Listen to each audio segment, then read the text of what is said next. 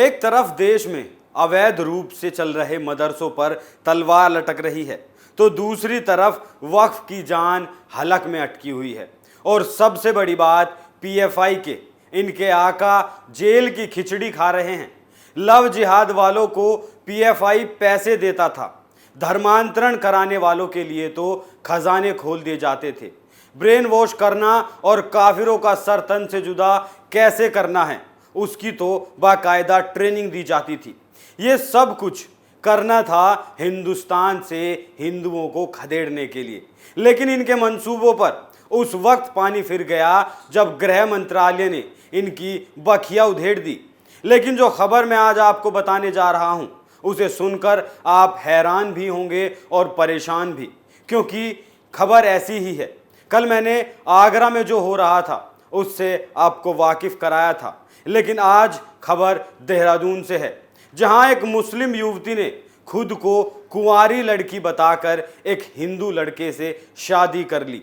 ये शादी एक साजिश और एजेंडे के तहत की गई थी। जय श्री राम, मैं हूं अभिषेक पुंडीर और आप देखना शुरू कर चुके हैं कैपिटल टीवी का स्पेशल शो थर्ड आई। इस रिपोर्ट को देखने के बाद आपको अपनी तीसरी आंख खोलने की जरूरत पड़ेगी, क्योंकि देश हिंदू मुस्लिम कट्टरपंथियों से तो सावधान हो गया, लेकिन अब इनकी औरतें इस काम के लिए आगे आ गई हैं।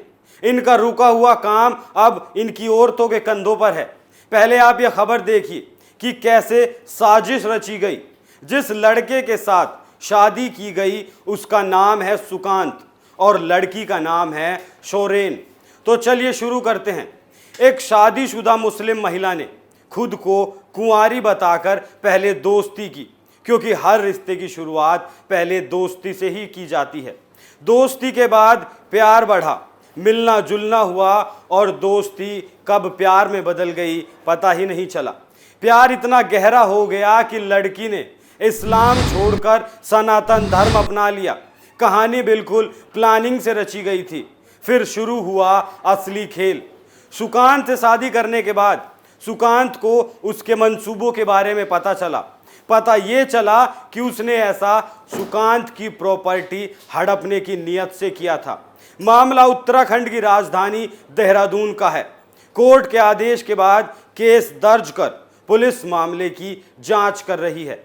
बताया जा रहा है कि महिला हिंदू युवक को झूठे केस में फंसाने की धमकी भी दे रही थी। मीडिया रिपोर्ट्स के मुताबिक घटना राजपुर थाना क्षेत्र की है। 2018 में सुकांत की मुलाकात सोरेन नाम की मुस्लिम महिला से हुई।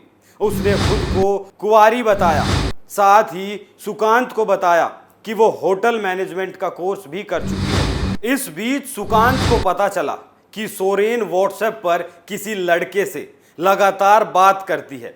सोरेन ने उसे अपना पुराना दोस्त बताते हुए भरोसा दिलाया कि अब ऐसा नहीं करेगी। 29 सितंबर 2019 को उसने सुकांत के साथ शादी भी कर ली। शादी के लिए सोरेन ने हिंदू धर्म अपनाया, मंदिर में शादी की। सुकांत के अनुसार शादी के बाद सोरेन अपनी मर्जी से अपने मायके और कभी कभार दिल्ली भी आती जाती थी। उसका आरोप है कि शादी के बाद सोरेन का किसी और लड़के से मिलना जुलना जारी रहा। कुछ वक्त बाद सुकांत को पुणे के एक होटल में नौकरी मिल गई।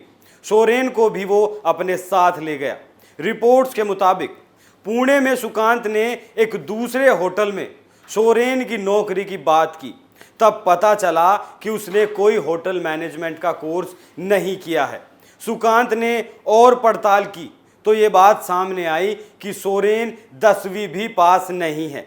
अपना भेद खुलने के बाद सोरेन ने सुकांत से कहा कि वो देहरादून की संपत्ति बेचकर उसे 3-4 करोड़ रुपए दे दे तो वो चुपचाप चली जाएगी, नहीं तो उसे झूठे केस में फंसाकर जेल भिजवा देगी। अब सुकांत का आरोप है कि सोरेन ने उसकी संपत्ति हड़पने के लिए झूठ बोलकर उससे शादी की। इस साजिश में सोरेन के अम्मी अब्बू को भी शामिल बताया गया। पुलिस मामले की जांच कर रही है। अम्मी अब्बू क्यों, सोरेन का पहला पति भी इसमें शामिल होना चाहिए। कैसे कोई अपनी बीवी को दूसरे के साथ भेज सकता है, लेकिन उसने तो उसकी शादी करवाई। आप इस बारे में क्या राय रखते हैं वो आप मुझे कमेंट बॉक्स में ज़रूर बताएं। लेकिन मेरे हिसाब से जितनी साजिश इस मामले में सोरेन की है उससे ज़्यादा प्यार में अंधे हुए सुकांत की गलती है, क्योंकि आमतौर पर ऐसे मामले कम ही सामने आते हैं जब मुस्लिम लड़की हिंदू लड़के से प्यार करे, और उससे भी कम मामले ऐसे सामने आते हैं जब मुस्लिम लड़की हिंदू लड़के से शादी करे। लेकिन सुकांत तो प्यार में अंधा था, उसे बस सोरेन का प्यार दिख रहा था, उसके पीछे का फर्जीवाड़ा नहीं दिखा। अब तक लव जिहाद के जरिए हिंदू लड़कियों को शिकार बनाया जा रहा था, लेकिन अब इस जिहाद में इनकी औरतें भी शामिल हो चुकी हैं। अब समझने वाली बात यह है कि जब ये जिहाद सिर्फ लड़कों के लिए नहीं है बल्कि एक कट्टरपंथी विचारधारा है जो इनके खून के एक एक कतरे में है। इनकी सोच यही है कि कुछ भी करना हो लेकिन हिंदुओं के खिलाफ एजेंडे को जारी रखना है, हिंदू लड़की को फंसाना हो या हिंदू लड़के को फंसाना हो। कल मैंने आपको बताया था कैसे आगरा में एक हिंदू प्रिंसिपल को स्कूल से खदेड़ने के लिए उसे मानसिक रूप से प्रताड़ित किया गया, कैसे उसके खिलाफ षड्यंत्र रचा गया जिससे वो स्कूल छोड़कर भाग जाए। उनके खिलाफ शिकायत डीएम तक दी गई, माननीय मुख्यमंत्री को भी उनकी शिकायत दी गई, और ये सारा षड्यंत्र रचा गया था बुर्के और हिजाब की। दरअसल सारा मामला हिजाब से शुरू हुआ। इस स्कूल में मुसलमानों की बहुलता है और जहां इनकी बहुलता होती है वहां से ये हिंदुओं को लगभग खत्म ही कर देते हैं। ममता दीक्षित को इतना प्रताड़ित किया गया कि उन्हें मीडिया के सामने आना पड़ा, और इस घटना में कोई आदमी शामिल नहीं था बल्कि सभी मुस्लिम महिलाएं ही इस घटना में शामिल थी। इन दोनों घटनाओं से एक बात पर मोहर लग जाती है कि यह लव जिहाद की विचारधारा है, इनके खून में है। इसे खत्म करना गंभीर विषय है। ये चुनौती हिंदू के साथ साथ सरकार के लिए भी बड़ी चुनौती है। हिंदुओं को इस मानसिकता को समझना होगा और सरकार को इसके बारे में गंभीर होना होगा। जो आगरा में हो रहा है वो आगे जाकर झारखंड जैसे मामले बन जाते हैं। ये भी देखना होगा कि उत्तर प्रदेश सरकार कैसे इन मामलों पर कदम उठाती है और ममता दीक्षित जो आरोप लगा रही हैं उन पर क्या कार्रवाई होती है। रही बात देहरादून में हुए कांड की, तो इस कांड से सीखने की ज़रूरत है, इनके एजेंडे का पर्दाफाश करने की ज़रूरत है। थर्ड आई में आज के लिए इतना ही। कल फिर मुलाकात होगी एक नए मुद्दे के साथ। तब तक देखते रहिए कैपिटल टीवी। नमस्कार।